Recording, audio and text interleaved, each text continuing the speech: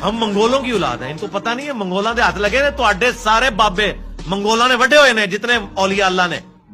ये तो नदामत और शर्मिंदगी की बात है जिसके ऊपर सीना चौड़ा करके तुम कह रहे हो कि असी मंगोलों के मुंडे हाँ, असी तुहाडे सारे बाबे वड्डे ने, वो सारे औलिया अल्लाह।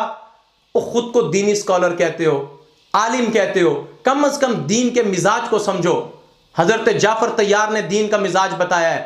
नजाशी के दरबार में कहा, बादशाह सलामत, हम मुर्दार खाते थे, हम गुनाह करते थे, हम बुतों की पूजा करते थे, हम बच्चों को दरगोर करते थे, और अल्लाह ताला ने हम पे करम किया, एहसान किया, हमारे अंदर से एक नबी को पैदा किया और उसकी वजह से आज हम हिदायत याफ्ता हैं।